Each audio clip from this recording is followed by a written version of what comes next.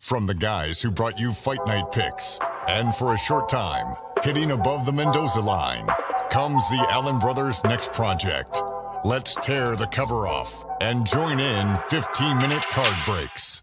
Fight Night Picks is brought to you by Vertiball. Head on over to their website. It's vertiball.com. And listen, it's an awesome product. It's a local company out of New Brunswick, Canada. So make sure you support those guys locally as well as Fight Night Picks. But they're the only mountable portable muscle massager. They can stick on any smooth surface. They've got an industrial strength suction cup.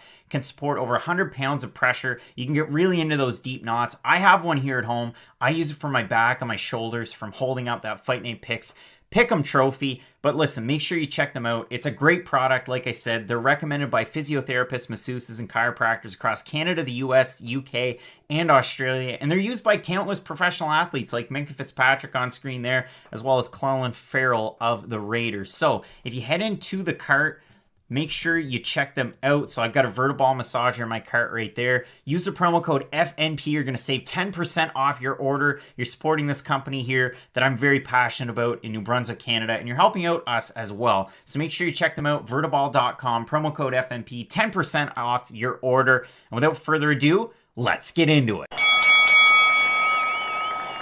Ladies and gentlemen, recorded in Fredericton, New Brunswick, Canada.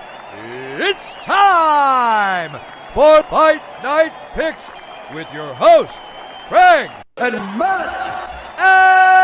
Allen.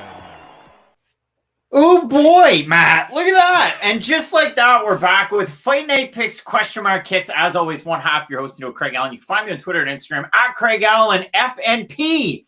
With me to my left, to your right, Matt Allen. And Matt, it's a different look. It is. It's a Bellator look, and everybody over there in the chat's having a great time. Todd's hanging out. He's been here for a while. CNY Smash Bros saying, let's go, boys. Kicks Good saying, sup, fellas. And Ignorant MMA, Nico Montano, wow. And overall, yikes, it's been a weird one. Kenny V saying, hope you guys are in the same room this time. Let's get into it. Well, hey, I was away. I was traveling for work. We're in the same room, just like that. But we had to go with a different look because OBS just has not been working lately. So we're here with StreamYard. We're hanging out. I'm going to try my best to get myself centered, make sure I'm looking into the camera. But Matt, overall, I got to say, it looks like we've got one of our main card fights back. Nicholas Stutz taking on Mr. Gooden, Jared Gooden. That one was off due to COVID protocols. Everybody was fine. Nobody tested positive. So that fight is now back on.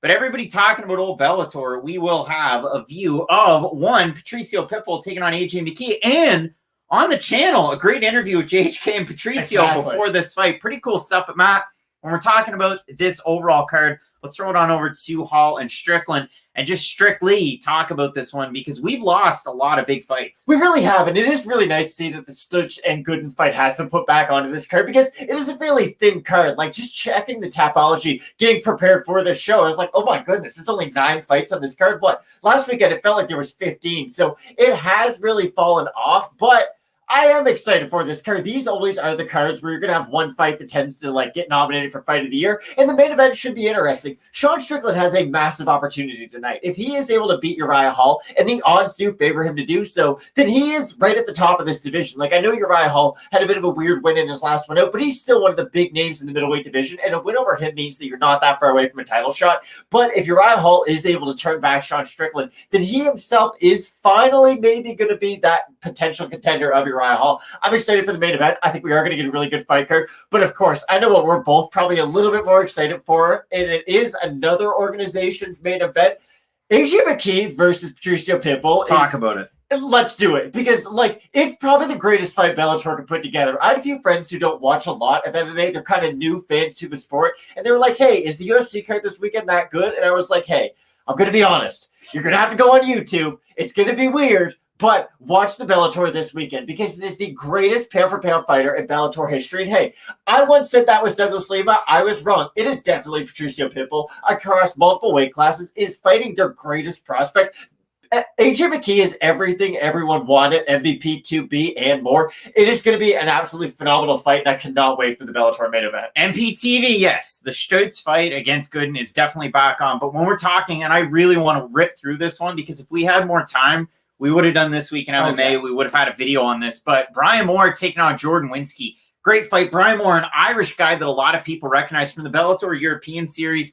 Georgie Karahanyan's taking on Kiefer Crosby. That's the second fight on this card. It is wild. Kiefer Crosby making weight at 155. You love to see that. Daniel Carey's a tricky, weird fighter taking on Gaji Rabdanov. You've got Kassan Magomed Sharipov on this card. Vanessa Porto's taking on Lara Jamwani. Goichi Yamauchi, one of my favorite, no one knows what weight he should be in fighters. Islam Mamedov taking on Brent Primus. I mean, Islam Mamedov just cleared out PFL. Co-main event, too. Usman Nurmagomedov taking on Manny Miro. Manny Miro beat one really tough out in... well, the half-iron man, and that's just really tricky. But he did get a big win there. Emmanuel Sanchez taking on Mads Burnell. And Patricio Pitbull, AJ McKee. So overall, a great card with Bellator. But Matt, if we're talking about Patricio Pitbull, I wanted to open up with Bellator. He's taking on AJ McKee. It's almost AJ McKee's fight to lose. Is it though? Because here's the weird thing. AJ McKee is the guy being built up right now. He is sort of the A side if you're looking at it from an organizational standpoint. Because as much as we really appreciate what Patricio Pitbull brings to the cage, and I'm sure all you guys can appreciate it too, he doesn't really have this kind of it factor. AJ McKee, he is an electric personality. He's got a fun fighting style. He's great on the ground. He's great on the feet. But people tend to forget, Patricio Pitbull, has some of the best defensive submissions we've ever seen in MMA. And he not only has knockout power, but hand speed to go along with it. This is the guy who knocked out Michael Chandler in a minute, okay? You need to understand how good he is. And he probably could make 135 pounds. That's the craziest thing about Patricio Pitbull. He's one of the few fighters you can actually look to, and you can say, maybe, and I know a lot of things have to go right for this to happen, but he really could be a 3-weight champion, and that's not really something we've ever seen in MMA before. If Patricio Pitbull is able to win this fight, and if they don't strip him the lightweight title, and he is able to go down and make 135 pounds and fight Sergio Pettis, we're in for a fun time. That would be an amazing situation, but we really can't overlook this fight. AJ McKee at range, I think, is going to have a lot of success against Patricio Pitbull, because although Pitbull has fought at 155 pounds, he is kind of a short guy for 145 and for 155 pounds. It's just his power and hand speed do transcend weight classes. So for me, I think at the long range, AJ McKee is going to have great success. When he does stand in the pocket for that 1 or 2 strikes too many, he's going to be eating absolute bombs. And it really does come down to the durability of AJ McKee. And that's not something that we've seen tested yet. That's exactly what it'll be. I think it's a great fight. As far as making a pick for that one, it is really tricky because, like you said, Patricio Pitbull, one of the better strikers inside the pocket. Let's get back to the pick on that one. We'll go through the UFC card. A few people saying, well, UFC Fight Night. Let's talk about UFC Fight Night. Your first fight on this card, Matt. We had a conversation with one JHK and Orion Cosce. He's going to be taking on the man himself, Philip Rowe. Now, Philip Rowe had a tough weight cut. You can see it on the graphic right there, 173.5. So he's going to forfeit 20% of his purse to the elder Cosce brother, who had a crazy win on Dana White's Contender Series. Lost the first round, won the second round. In the third round, he gets man of crucifix. He gets the finish. It could happen 21, saying Rowe, weight miss, and height and reach advantage. Got my pockets tingling. That's the really tricky one. Kicks good, saying Rowe, huge reach, weight advantage. But the weight advantages we've seen now, as opposed to a couple of years ago, haven't really played as big of a factor as they used to. I don't necessarily like the cardio of Orion Cosce, even though he did get that third round finish his last time out.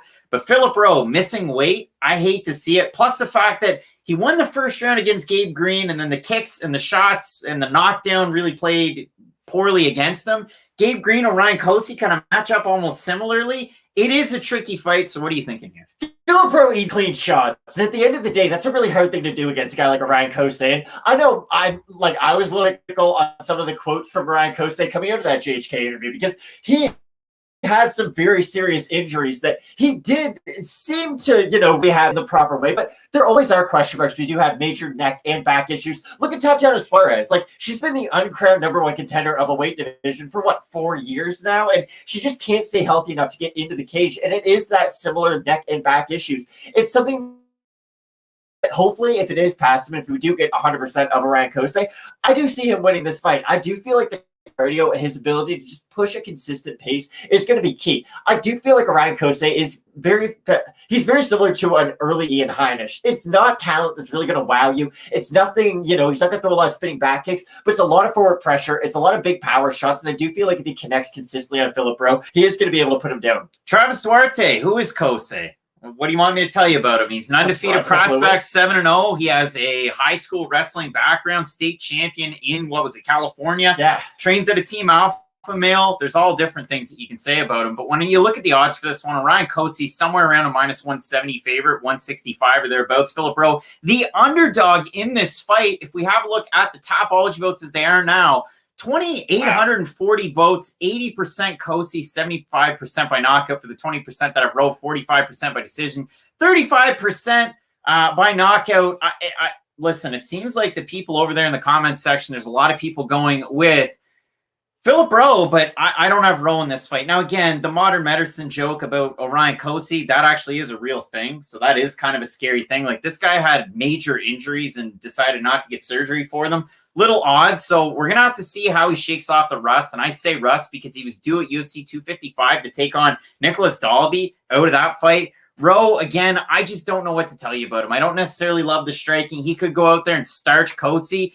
He could eventually finish him late, like just my 2 cents is saying, but I've got Cosce here. I do have Cosce here. It's hard to go off my original pick, especially because Philip Rowe did miss weight. He missed weight so significantly.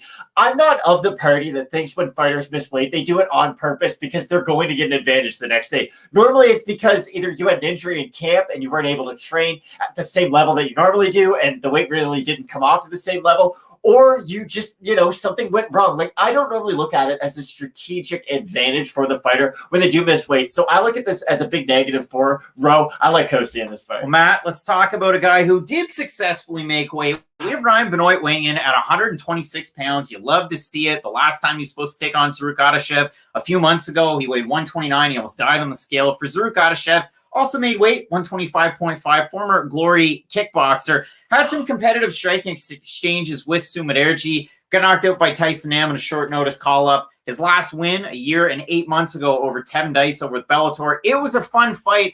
I want to hear what people are saying about this one over in the comments section because Ryan Benoit, Zarrukh Adashev, the odds are very close. In terms of the fan vote, Matt, I'll pull out my phone to get that Instagram vote. It's at Fight Night Picks over on Instagram. We're going to reference them all night long or all show long. But to give you a rough idea right now, 72% Benoit, 28% Zarrukh Adashev. Can Adashev use those long-range weapons and use some of that dirty boxing in tight? I mean, probably not. Like, it's sad that you bring up his Glory kickboxing background, but you also say that, like, he won a couple exchanges against Sumaderji. And listen, I'm really high on Sumaderji. Like, if he was a draft pick, I'd probably take him higher than most mock drafts would have him at. But still, the fact that you're only winning some exchanges in fights that are in areas, I guess, that we expect you to dominate in, it's just really, really concerning. And against a guy like Ryan Benoit, who does have big power for this weight division, I understand Benoit can get behind sometimes in volume, and he can be on the defensive a lot in his fights. A lot of the times, it's him losing a close decision or him winning by knockout, especially in this weight division. I think he will be able to land shots on Zarrukh Adashev because that's the thing about Adashev. He doesn't have this like fluidity of movement that a lot of guys have from Glory. Like, he is somewhat stationary and he can be hit clean. And those are not two things that you want to have when you're fighting a guy like Ryan Benoit. And I'm not here to say Ryan Benoit is going to win by stoppage. I'm sure the odds on that are insane, but I wouldn't be surprised if he did. Like, I do feel like an overhand shot from Benoit timed off a kick of Adashev could put Adashev down. All right, so I keep popping down on my phone. I'm told that Trevin Jones offered to step in for Ronnie Yaya to face Kyung Ho Kong, but it did not materialize. That's 7 minutes ago from fellow Canadian Aaron Bronstetter. Everybody over there in the comments section, the Jared Gooden fight against Nicholas Stutz. That one is still on. So again, when we look at this fight, Matt, in terms of the odds, like I said, they are close. Ryan Benoit somewhere around a -135 favorite. He's one half of my question mark kicks parlay going with Ryan Benoit. That's the first one that I've got there. Andrew is saying Benoit has an injured rib since camp. Back pick? Are you trying to say bad pick? Ryan Benoit, injured rib since camp. And then you've got the man himself, Zarrukh Adashev. So what are you ultimately thinking? I still like Ryan Benoit. And again, I've probably been traditionally higher on Ryan Benoit than I probably should be. But I do still think that power translates to 126 pounds. So I feel like flyweight Ryan Benoit will show the best version of himself. This is a guy who at least knocked down Brandon Moreno in their fight. So he had a little bit of success up against the champ. I think Benoit's going to be able to get it done. All right, Matt. Both of us going with Benoit in that one. We move into our next fight. We have Jinh Frey taking on Ashley Yoder. And this is one of those fights. It's been all over the place. I mean, I've seen a lot of people going with Jinh Frey. I listened to her interview with the UFC. She was talking about working with a mental skills coach. And then she goes out there, gets her first UFC win. You and I talked about that a lot. I mean, who was it? Rodolfo Vieira was one fighter. We had another fighter last week that kind of came out, talked about it quite a bit. But Jinh Frey, one of those fighters coming out of a big camp in Fortis MMA, taking on Ashley Yoder, whose record's not great. Neither one of these women have great records, but they both fought really good competition. The problem with Jinh Frey is that I don't think the mental issue was her problem with losing those previous fights. Like, Ben Simmons has an issue with his confidence, and that's why he doesn't shoot near the hoop. If Ben Simmons went to camp and was like, hey, I'm great at ball handling now, it's like, well, okay, you already were good at that. Like, work on other things. My issue with Jinh Frey at 115 pounds is that she's fighting at 115 pounds, and I just don't think this is the proper weight class for her.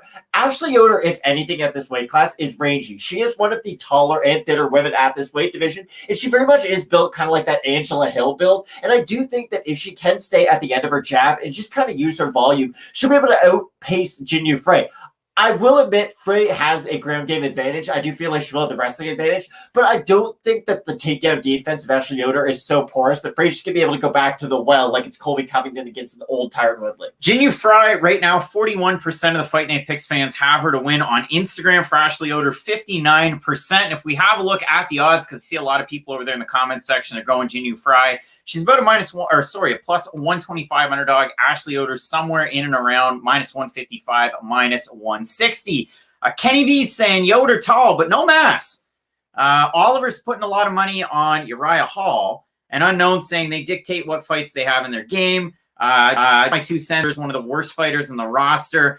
I'm still taking Yoder in this fight. I don't think either one of these, like if we're doing percentiles, I don't think either one of these two are cracking like the top 10 talent-wise. It's just, these are the fights that they have to give in the division. Ashley Yoder has lost to most of the women in the top 15 at this point. She just has, and we kind of know where she is in this division. She's an all-right, serviceable fighter, but she's never going to be in that top 15 category. And for Frey, she just kind of needs fights, and you can't really give her someone in the top 15 because she lost to Kay Hansen. She didn't look good. Like, winning against Gloria DePaula doesn't mean that much to me, unfortunately. So I do think Ashley Yoder's going to be able to take this one just because she's the bigger fighter. Craig P. Higgins making stakes during this fight. Craig, hopefully you're doing well from that motorcycle accident. That's awful stuff to see. Don't be pouring water on those stakes. We'll talk about you and Sean Strickland later on. At our next fight, Danny Chavez taking on... Got to go back to Kenny V's comment. What is atomweight? Does that really exist? Yeah. Over with one championship, over with Invicta, 105 pounds. She was the champ over there with Invicta.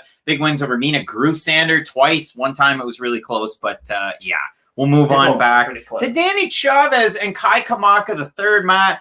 Wrestling's going to win out here. I have a really hard time with this one. This is one that I have as 50-50 in my notes as being a tricky fight to try and figure out because for Danny Chavez, he implemented takedowns in his first UFC fight, but mainly known for his striking. Came into the UFC on a knockout streak, which is, again, something you didn't really see from him because he's more of a decision machine. And for Kai Kamaka III, this guy that uprooted his life, left Hawaii, goes to Extreme Couture, implements his wrestling game. And we saw him lose to JSP, but he was still training out of Hawaii for that one. We saw him in a really tight fight in a split decision loss to TJ Brown his last time out. This could ultimately be the time that Kai Kamaka III finally gets over the hump and gets a win. So what are you thinking here? Because Devontae Smith's saying Kai's getting that decision. Really? Well, Personally, I don't see it. Like, for Kai Kamaka, I'm sure he has made improvements, but I still see the same fighter that he was when he first came into the UFC. I don't feel like the transition has shown in his game as much as we see from only been one. I know it's only been one, but Brendan Allen's a good example. Like, he went to Sanford MMA and in one camp looked like a different fighter. Like, his striking got better. And then look what happened in just 2 camps. In just 2 camps, his striking went from being like a net negative to a huge positive. And he looked phenomenal in his last fight against Pudahelian. I don't think Brendan Allen's going to go out there and start striking with top 15 guys, but I do feel like he's at least more comfortable on the feet. And that really is the key. For Kai Kamaka, you hear about his wrestling, you hear about the background, and then you watch his fights in the UFC so far. The JSP fight really turned me off, Kai Kamaka. He just got taken out too many times against a guy who I've seen get out grappled in the UFC. And I understand MMA math doesn't always make sense, but the fact that JSP is not some dominant wrestler grappler by any means, and the fact that he was able to out grapple Kamaka leaves me to be quite concerned in this fight. For Danny Chavez, I probably bought into the knockout streak a little bit too much. I can be honest about that. But just go back and look at some of those fights. Like, when he does get his striking together, he really can be a dangerous fighter. And I know his last time out against Jared Gordon didn't look all that great, but I do feel like there is a much better fighter under the surface. And I do feel like Danny Chavez, at least stylistically, can defend a lot of those early takedowns from Kai Kamaka and force him to become a volume striker, which I do feel like Danny Chavez will have the edge in. Yeah, I mean, for me, when you look at this one, I mean, Kai Kamaka is coming in on short notice. It's over there in the chat as well. The fact that this was originally supposed to be Chavez and Duho Choi, Striker's Paradise. It would have been like Gabriel Benitez when he fought Omar Morales. Similar vibes, but also similar nicknames with Colombian Warrior here. When I look at this one, Matt, over on Instagram, it's tight. 49% of the fans have Chavez, 51% have Kamaka. And if you have a look at the odds on this one, they're really close too. So again, it is a tough fight for everybody to figure out. Kai Kamaka, slight favorite, -120. Danny Chavez in around a +105 or thereabouts. I like the underdog in this one just because he was already getting ready for a fight. But if you see Kai Kamaka win, I think it is going to be by decision. And I think he's just going to implement that wrestle-heavy game plan, keep good top pressure, and tire out Danny Chavez, similar to what Jared Gordon did in their last fight. The weird thing about Kai Kamaka is that he just doesn't have that many finishes. Like, you look at him and you're like, okay, you probably hit like Francis Ngannou for this weight division. And he has good power, but he doesn't have great power. That's the thing about Kamaka. He can get your respect from the wrestling, but it's really hard for him to get your respect striking. And if Chavez does start this fight off striking really well, like if he gets to Kamaka first, there's going to be Kamaka shooting him from long distance. And eventually I do feel like Chavez will at least be able to time damaging strikes off of those takedown attempts. Will he flying knee him like he's Jorge Masvidal? Probably not, but I do feel like those are at least opportunities for him to land clean shots. Kyle Kelly saying Kai doesn't have the endurance even on a full camp to push Chavez like Gordon did. You got Chavez on points. Again, I've got Chavez in this one. The chat is heating up, Matt, and for a poor card, we're almost up to 400. Yeah. All it takes, you got to toss that like. It's free, it's easy, and if you can, you hit up the super chat. What we're gonna do, we're gonna hit up our next fight. We have Chris Gritzmacher taking on Rafa Garcia, Matt. I feel like I don't have to say a lot about this fight. All I'm gonna say is I have Rafa Garcia as my second leg of the question mark kicks parlay and a -305. So him and Benoit, that ends up as a +151 parlay. Somebody threw out there, it was Redman in the chat, in the comments section this week, saying that Chris Gritzmacher is going to win by submission. I said, listen, if it happens, you and I are going to do shots of shots of Dustin Poirier's hot sauce to lead off next week's video, and we'll give him a proper shout out. I don't see Chris Gritzmacher winning this fight at all.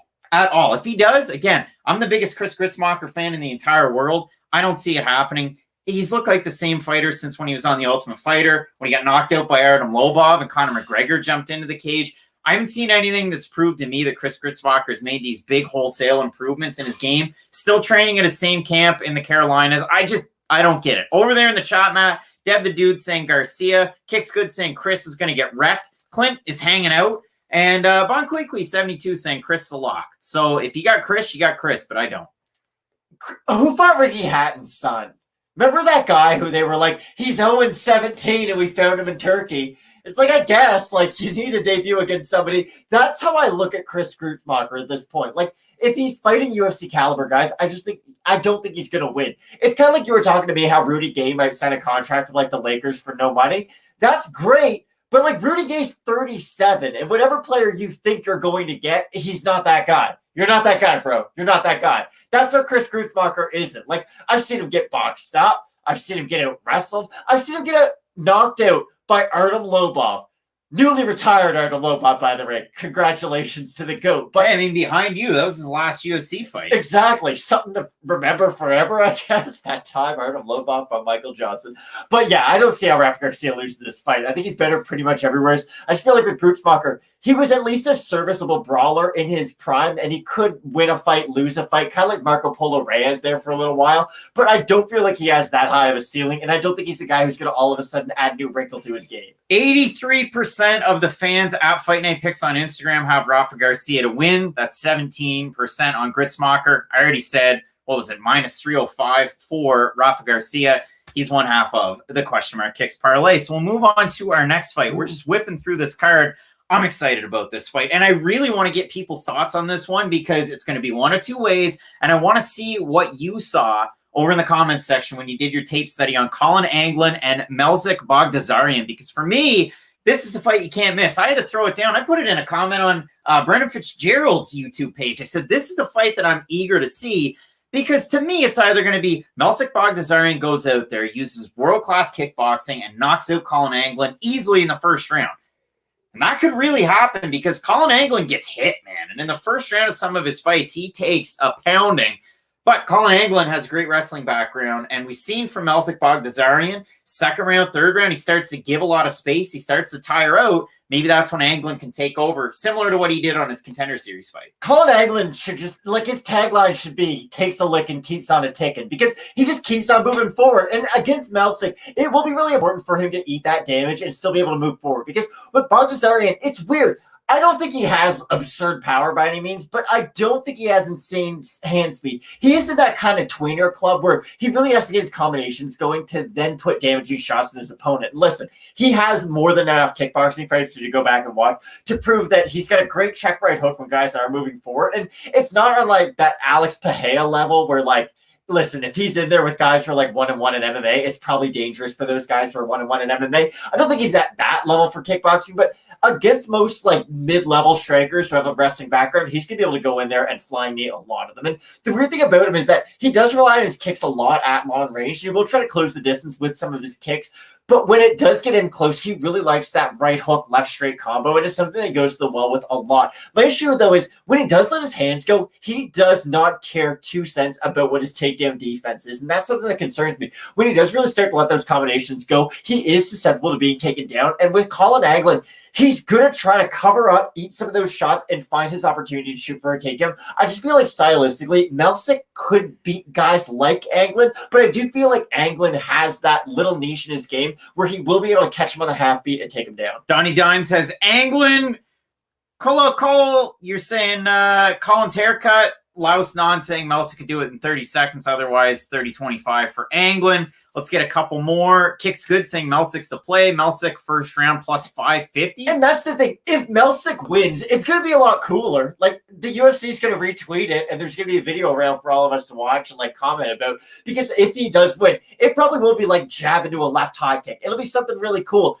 It's just I don't think that's a sustainable type of fighting in your first big high-level UFC fight. 51% of the Fight Night Picks fans on Instagram have Anglin to win, to 49% that have Melsik Baghdasaryan. If we have a look over at the odds, Matt, Melsik minus 150 favorite, Collin Anglin somewhere between a plus 120, plus 130. I've got the underdog in this fight. Again, I like the wrestling. And the comment over there, No Please is saying Melsik was okay in his Contender Series fight, but he barely won.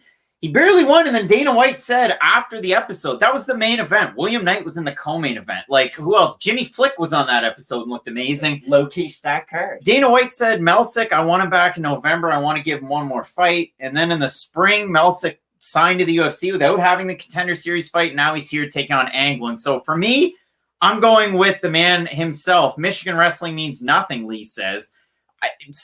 I like the wrestling. I'm going with Collin Anglin. Yeah, I think I'll be able to switch it up a lot on Melsik. Again, this should be a very fun fight for as long as it lasts, but I do like Collin Anglin's ability to switch it up. Going with Michigan. All right, we'll move into the next one, Matt. We have Brian Barberena taking on Jason Witt. Now, Matt, you can't curse here, but you didn't have very nice things to say about Jason Witt. So let's give him his props.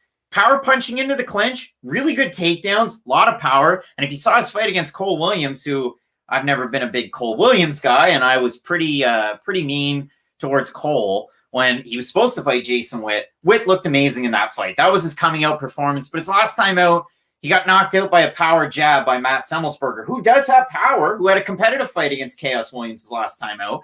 But for me, Jason Witt, he's been knocked down too many times. He's been knocked out too many times. And for Bryan Barberena, it's life-saving surgery after life-saving surgery. And I don't mean that as a joke. So again, I worry about his durability. I worry about everything with Barberena. What was it, a kick in training camp that hurt him? I don't worry about his chin, though. Like, that's one thing. He can eat bombs. Go back and watch the Vicente Luque fight. Underrated, one of the best fights ever, because he drops Luque drops him, Luque knocks him out at the end of the round, but, like, he can still eat a clean shot. And I know a body shot's the thing that hurt him against Randy Brown, and maybe that is something to look for in the future. Matt Brown, a personal favorite, is one of those guys who, listen, at a certain point, he just couldn't eat body shots anymore. Like, even now, if you talk about Matt Brown, you have to kind of talk about his inability to absorb damage to the body. Bryan Barberena might fall into that category, but until I see that happen to him consistently, and I have a lot of evidence to go off of, I don't think he will be that fighter. And listen, he's beaten guys who are way better than Jason Witt. Jason Witt, to me, is an interesting guy who you can throw at, like, maybe a prospect coming off Contender Series. If they hit him clean, he will go down. And I remember when Jason Witt came into the UFC, we talked about his durability and how that was a question mark. He hasn't really proven that otherwise. Like, he hasn't been able to eat clean shots in the UFC. When he does get hit clean, he does tend to go down. And I do think Bryan Barberena at least has serviceable power at this weight division. So if he is able to land one of those great uppercuts, he's great at timing them off and takedown attempts anyways. I do feel like he's going to put Witt down. Andrew, you said earlier there was a fighter that had an injured rib. Are you the injured rib whisperer? What do you know that everybody else doesn't? When I look at this one, again, Jason Witt coming in here, he is the underdog. He's one of the bigger underdogs on the card at a plus 220. Bryan Barberena coming back minus 275. The fans at Fight Night Picks, for a large majority, 70%, have Barberena to get the win. I think, again, Bryan Barberena, better striker. If he can use his takedown defense early and often, that pretty much snuffs out Jason Witt's offense, and it's going to be all Barberena. That way, the comment over there, Killer Trim official, saying the unders on this card will show up. I felt chalky last week, and I was wrong. But this week, I feel the same way. Like, I feel like the underdogs, like the comment says, could possibly have a good shot at winning. And I think we've already picked, like, what, 2 or 3 now? I like one in the main event, but we'll get to that in a bit. All right, Matt. We'll move on to the fight that was off the card, on the card, off again. Nicholas Stutz is going to be taking on Jared Gooden. Matt, Jared Gooden coming in on Tuesday. He makes weight at 171. He's the second to last fighter to weigh in yesterday, but he looked really good on the scale. He put his arms up a la Patrick Rowe, but overall looked really good there. He trains with another guy on this card in Philip Rowe. He was excited to get the call up. He's taken on the green mask of Nicholas Stutz. This is a guy that's a former K1 fighter, 17-3 pro record over there. Trains out of Fennec Jiu-Jitsu, as well as Syndicate, getting ready for this card with Sean Strickland, who's in your co-main event. I absolutely love the fight because for Jared Gooden, this guy strikes, and he strikes hard. And for Nicholas Stutz, this guy strikes, but sometimes he mixes it up. And that's the crazy thing when you look at the records. Both guys have submission wins, but by no means are they submission artists. Jared Gooden hits hard, but is he good at MMA? That's really what matters at the end of the day. Like, he's a weird fighter because if you look at his last fight against Abubakar Nurmagomedov, he was in such a takedown defense mode that he almost had an inability to strike because of it. And if you can't separate takedown defense from striking, I don't know what your ceiling is. I know what your floor is. It's like LFA. Because if you only are in one mode or the other, then any fighter who has the ability to even shoot like a basic takedown is going to have a massive advantage over you. And anybody who can throw a Chad Mendez double leg into an overhand is probably going to be able to beat a guy like Jared Gooden because he's shown pretty big holes in his game. Alan Choban at the age of like 50 beat him. This fight is not canceled. Go over to the old Twitter sphere. I put it up on the Instagram, so at Fight Night Picks over on Instagram. But again, if you have a look, Mark Raymondi's tweeted about it. Aaron Bronstetter's tweeted about it. The last tweet, this was at 4:44 our time, so 45 minutes ago. Some good news for a change. Nicholas Stutz versus Jared Gooden is back on for good. It's back on. I can pop the tweet up if you want to see it, but it's back on. Go ahead. I just think Stutz is going to out-volume him. I really do feel like at range, the kicks are going to accumulate. And if he does invest in a leg kick or a body kick early on, I just don't think these guys are going to be on the same plane cardio-wise by that third round. I do like Stutz in this fight. Yeah, I like Stutz in this fight as well. Again, we've seen him work in some of the takedowns. His last time out against Ramazan Ameev, it's going to be tough against a guy like that that's just chain takedown. So if you like Jared Gooden to go in and get a knockout, that'd be cool. Adam Riley, why was it initially canceled? There were some COVID issues. Or Contact tracing? They went out. Contact tracing was what it was. So, again, that's what it is. The fight's still on. If we have a look at the odds for this one, I know a lot of people have said some books have taken them down and so on and so forth. But Nicholas Stutz around a minus 180, 190 favorite. Jared Gooden coming back a plus 155. So if you like the underdog, go with Jared Gooden. I've seen a lot of people over on the Twitters and Instagrams going with Gooden to get the win. I like Nicholas Stutz being a little bit more well-rounded in this one. But Deb the Dude, he's going with Gooden. You're with Stutz here? Yeah, I like Stutz. All right, Matt. We're going with our next fight. This is, I don't know if this is the co-main event now or Stutz Gooden is, but you have a neat fight here between Cheyenne Bays taking on Gloria DePaula. If this is the co-main event, both fighters are 0-1 in the UFC, and they look absolutely horrendous in their debuts. Now they get an opportunity to try and win it back. But for Cheyenne Bays, training out of Extreme Couture for this one, not actually Fortis MMA, taking on Gloria DePaula, who represents Shoot the Box Diego Lima. I mean, life partner, Maida Buena Silva in her corner. Gloria DePaula is a great tie striker. Cheyenne Bays has the Taekwondo and the wrestling background. So what are your overall thoughts here? I just think Patricio Pitbull can get on the inside. Sorry, just thinking about the Bellator main event. That's my bad. Right? No, this should be an interesting fight, but this is not a co-main event. Let's be serious. Cheyenne Bays had one of the more disappointing UFC debuts in recent memory. Like, she looked awful against Montserrat Ruiz, who isn't that great to begin with. Like, we did see the limitations of her skill set that Amanda Lemos fighting. Listen, we're big Lemos believers over here, but like, she lit her up in the 3 seconds that they fought. Ruiz just brushes into the clinch with her hands down, and the fact that that was enough to not only beat Cheyenne Bays, but dominate her, just, it's not enough for me, and I just don't think, I feel like Cheyenne Bays is of the camp who, listen, she might become a great fighter, but it's going to take a lot of time for that to happen, and you need a lot of experience before that does happen, and I just don't think she's had the time to, I guess, incubate or develop, for lack of a better term. And I feel like we're going to start seeing that throughout her UFC run. I just don't feel like she's UFC caliber yet. I don't deny that she can get there one day. I just feel like she got signed a little bit too early in her career. Oscar thinks he looked like Tyler Glasnow. Tyler Glasnow, thoughts and prayers. He's got to get Tommy John. He does. Came out today. Poor guy. 64% of the fans at Fight Night Picks over on Instagram at Bays to win. 36% going with Gloria DePaula. Again, we talk about the Muay Thai, and it is good, and she can use a great plum clinch. We've seen it against wrestlers in the past. But for Gloria DePaula, I don't like her in this fight. And if I have a look at the odds on this one, Bays around a minus 160 favorite. Gloria DePaula plus 135. Again, Fight Night Picks fans have Bays. I have Bays. You have Bays.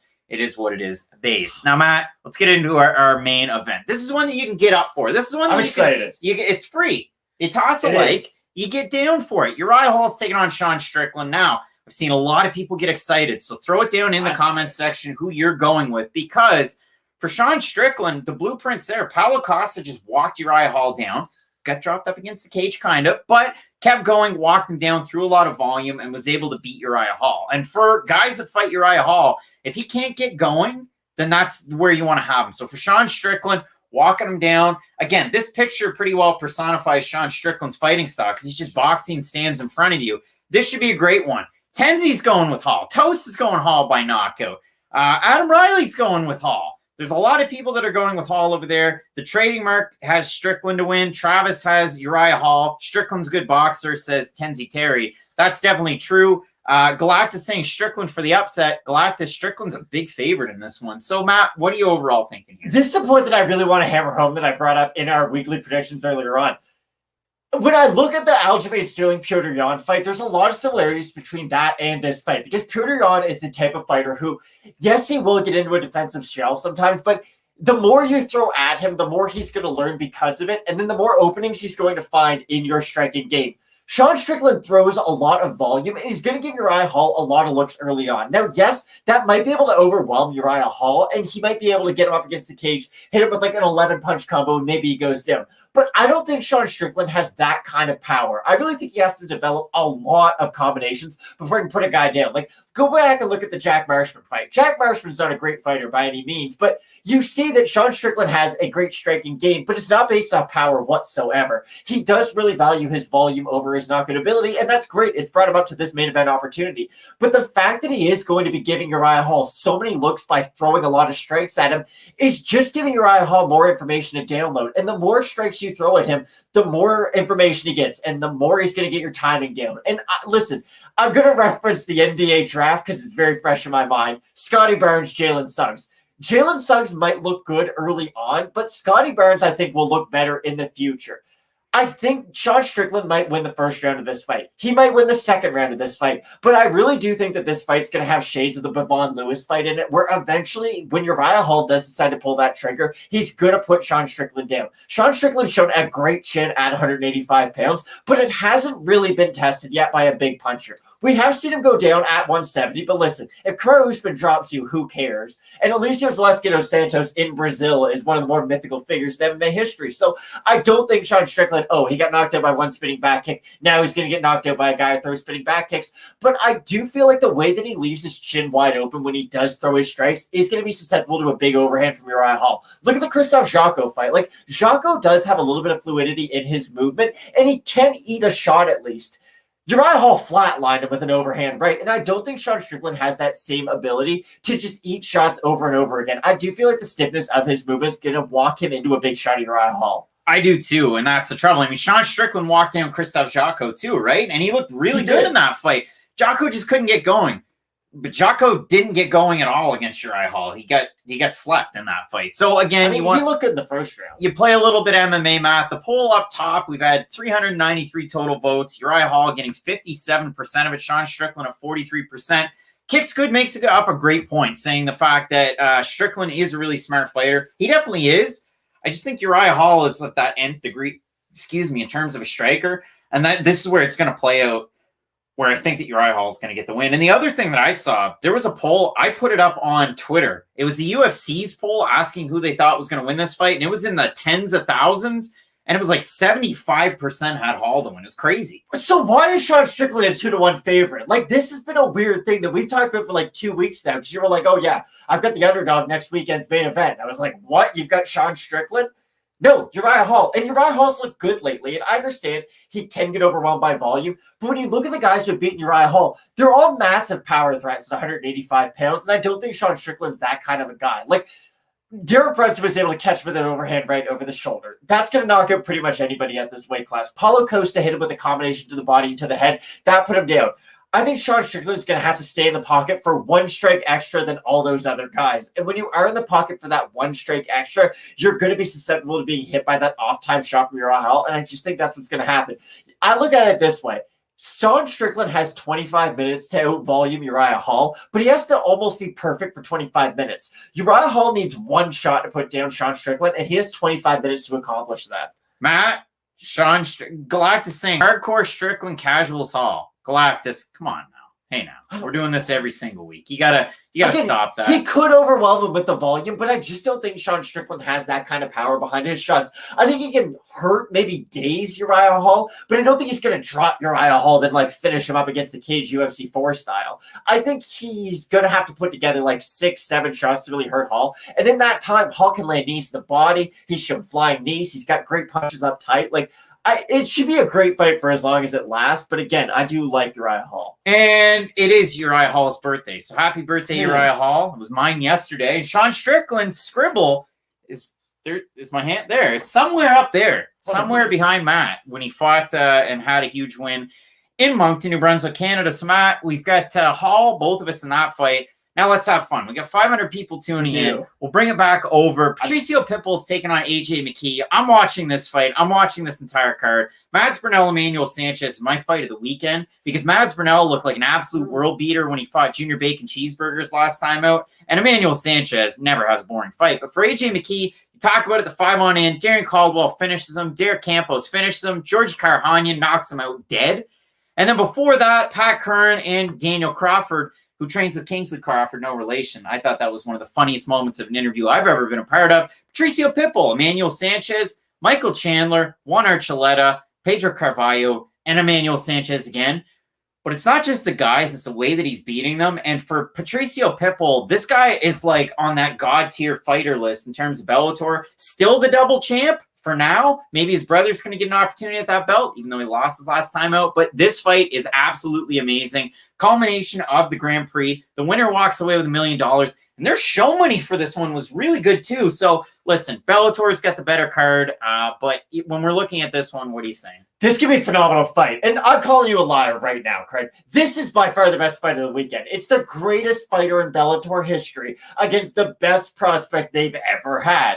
I don't think it's even debatable. Like, this is what promotions dream of when they're kind of bringing guys up. They want them to not only fight the champ, they want them to fight the best champ ever. This is like Whitaker versus Adesanya, and they had that at Marvel Stadium. Exactly. No, that's a great comparison.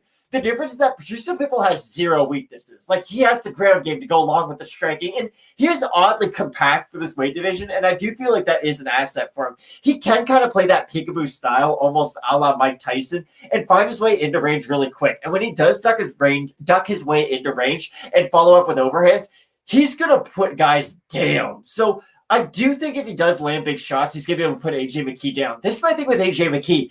He's been the best example of how to bring up a prospect. Like, he fought cans, let's call them what they are. But then when he did start to develop and start fighting better guys, it was like, okay, you're going to get Karakhani. Like, he's good, but he's like a little bit past it. He's going to test your skills. Well, you're more than past that. Then we're going to put you into the Grand Prix. Then you kind of have to, okay, it's up to you now. You're going to fight your way to the finals. What he did today in Caldwell was one of the most impressive performances I've ever seen, because if Caldwell was going to beat AJ McKee, you think, okay, he's going to take him down, he's going to make him boring, he's going to submit him. AJ McKee created a submission off his back. Tyler N's got 2K on Pitbull. You're watching from Air Machine. Ya boy Randy. Buddy, I didn't take a semester of German in university for nothing. I'm going to milk those accents all day. It's Nicholas Stutz, and it's not like I'm mumbling, so get it right, pal. But when we're talking about this one, some people are cracking Modelo. Travis, I don't think that's Bellator's beer. I think it's still Miller Lite. It used to always be Miller Lite. I don't know if they're living the high life. But again, you're right.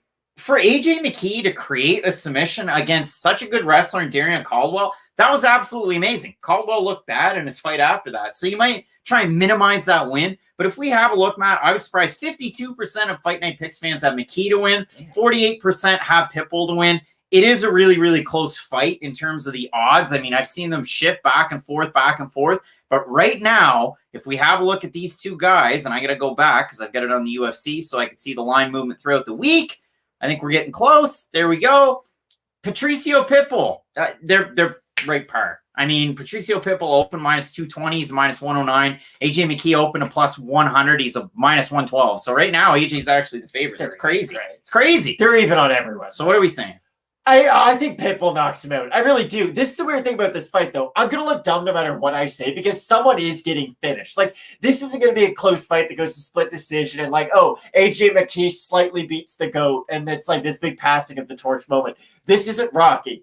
I think Patricio Pitbull has like next level knockout power, and I really do feel like his hand speed translates no matter what weight class he is in. And it will be interesting because I do think McKee's going to be able to time knees up the middle. He might even be able to hurt Pitbull. But this thing I keep on going back to, if McKee is tired before Pitbull gets tired, Pitbull finishes him, and I have no doubt in my mind. The combination of volume and power that Pitbull possesses, if he has a guy in there who is tired at all, he's going to finish him with a combo, and I'm fairly confident in that, to be honest. If McKee can somehow outlast Pitbull, and again, that's a big if because Pitbull hasn't really shown that cardio is a big weakness for him, I don't know if he can just go out there and finish Pitbull. Like, with Pitbull, it's okay. If McKee looks tired after round 3, I expect Pitbull to finish him in round 4. If Pitbull looks tired after round 3, McKee might have to like win a round convincingly, but still eat a big shot or two, and then he still has to look good for another 5 minutes over top of that. Go back to the Juan Archuleta fight, or even the first Emmanuel Sanchez fight for Patricio Pitbull, because he's one of those weird fighters who became champ and then leveled up. And it was very much like Giannis in these playoffs, where we already knew you were great, but then you started passing these tests we never thought you were going to pass. And for Pitbull, it was, okay, you outlast Emmanuel Sanchez, which no one thought was going to happen, because if there was any knock against Pitbull, it was kind of like Amanda Nunes early on. It's the gas tank's a little questionable. He outlasted Emmanuel Sanchez in what was arguably fight of the year. That was not that long ago. And then look at the rematch. Submits him in a minute. And then even go back to when he wins the title against Caldwell. He looks really great. Or no, he lost against Caldwell. Who's his last fight? Peter Barrett. No. Who are you talking about? Pitbull. Pitbull called him Pitbull's out. last fight was Emmanuel Sanchez. So against Emmanuel Sanchez in that submission, he timed that off a takedown attempt of Emmanuel Sanchez, and I do feel like that's going to be the interesting thing. AJ McKee can't go for takedowns on Patricio Pitbull. I just think the guillotine's too open, and it's just a submission that we've seen him go to so many times that I don't think AJ McKee's dumb enough to really leave his neck exposed and put himself in that position. So for me, I think Pitbull's the one who can decide if this fight's on the feet or on the mat. I think he, oddly enough, has the wrestling edge, and I think he's got the power edge too. I don't think we've ever seen Pitbull at odds like these, so I might throw a few bucks on it just to be a little bit more invested in the main event. But personally, I do feel like Patricio Pitbull will retain his title tonight. Stop talking. Take a break. Patricio Pitbull, if you can get him at par odds, why wouldn't you take him? Again, I love AJ McKee. I think he has all the parts and parcels of the game that makes him competitive, not just with the Bellator featherweight division, but with the UFC's featherweight division. I think AJ McKee, you throw him in there in a fight against Yair Rodriguez, I'm down to see it. But when I look at this fight, it really is tricky for me to go with AJ McKee, because what's he going to have to do? Close the distance? Can he throw a head kick against Patricio? Sure he can. And fighters talk about it all the time. You know, I train with the smaller guy, this and that. AJ McKee at a team body shop. I mean, there's some good guys to train with. But when you look at this one, I have a really tricky time going with AJ McKee. I love him. If he wins, I'd be so happy with it. But I'm going with Pitbull. So Matt, let's whip it on back through this entire card. We'll go back to, of course, the UFC. People let us know over there in the comments section who they're going with. About 500 tuning in. We can get up to 200 likes. It takes, where's my hand? It takes 2 seconds. And Ocean threw it up there. You recap the question mark kicks parlay. You also said that, we do shots of Dustin Poirier's hot sauce. If Chris You're making a lot of promises that I haven't agreed to. If Chris Gritzmacher is able to get a submission win over Rafa Garcia, we're both doing shots of hot sauce. So that much is true. First fight, Orion Cosce taking on Philip Rowe. Feels like an absolute garbage pick, because this is one of those ones that bites you in the ass and everybody teases you in the comment section. I've got Orion Cosce, but I hate the way that he recovered through his injury. I love that he's in tune with his body and he's confident. I hate the way that he did it. For Philip Rowe, I hate that he missed weight by a fair bit. Didn't look great. I get it. Physically, he does look like strong. He's bodied up. But if you miss weight by that much, I don't think it's to your advantage. I have, Cosce in this fight. I like Cosce in this fight. Again, I have a lot of the same hesitations on this pick that you do, because Cosce did say, like, hey, my spinal cord is all broken, but, like, I didn't get surgery.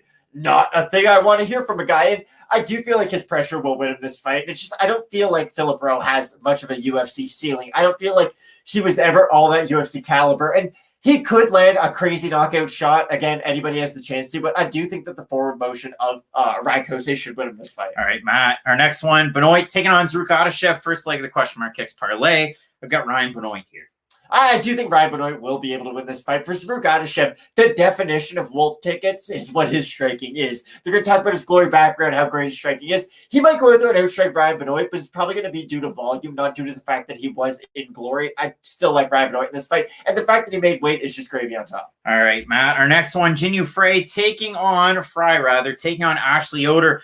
I've got weird vibes, because I have an odd feeling that Jinh Frey wins this fight. I'm still going with Ashley Yoder. I had her at the start of the week. I'm sticking with her now. Ashley Yoder's the much bigger fighter. And honestly, I feel like in low-level MMA, that's going to help you a lot more than it does in high-level MMA. And Ashley Yoder can kind of stay behind the jab.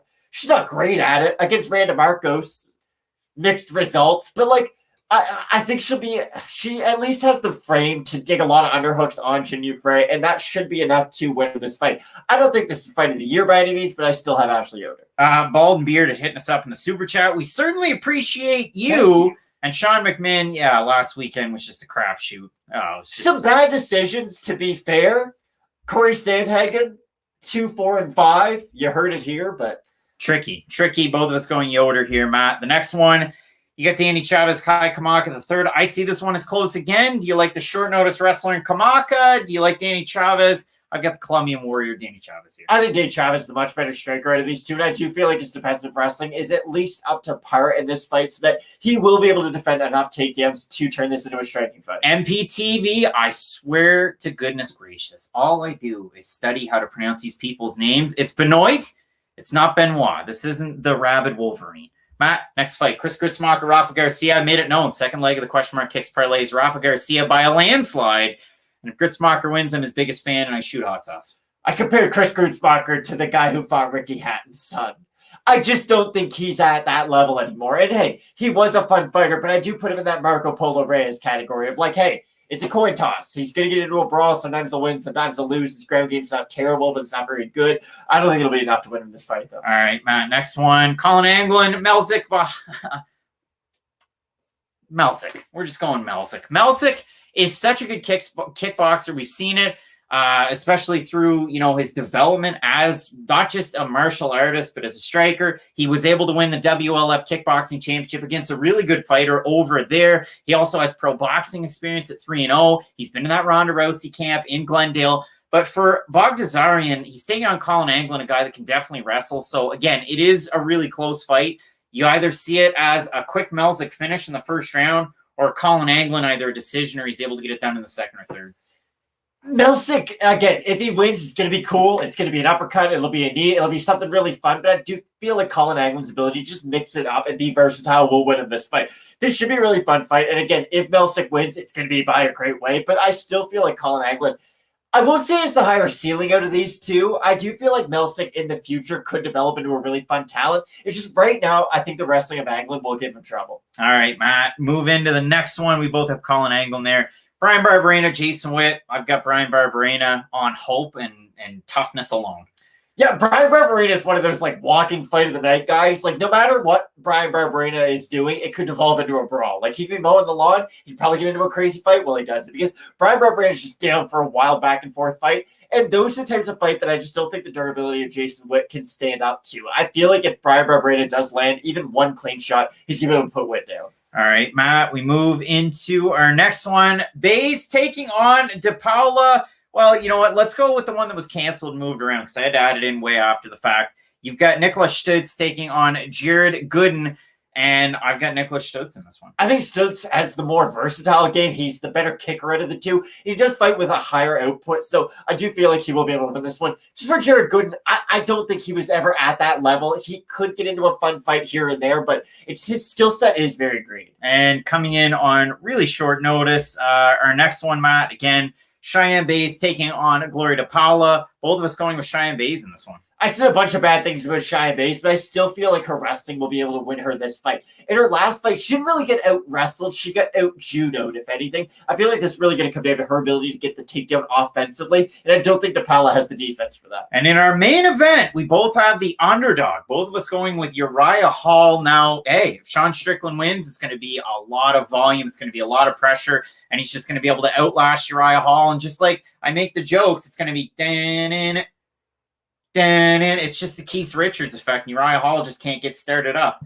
But to me, I think he's going to get started up. I think he's going to look great. Yeah, I think Uriah Hall pulls the trigger, or when he does decide to pull the trigger, I think he will look really good. I think this should be a really fun main event, and I have high hopes for it. Like, this probably will be fight of the night, and I know that's a cop-out because main events often are, but I do think that this will be a very fun fight to watch. But I do have Uriah Hall at the end of the game. Again, Strickland throws a lot of volume, and I look at that almost as a negative. I think the reads that he's going to be giving to Uriah Hall are going to leave him open eventually, and I do think Hall's going to land that knockout shot. We go back over to the big-time main event. We'll call it the main event, the one that is, I mean, two great fighters. Donald hitting me up for the birthday. Man, I appreciate that. Thank you so much for that super chat.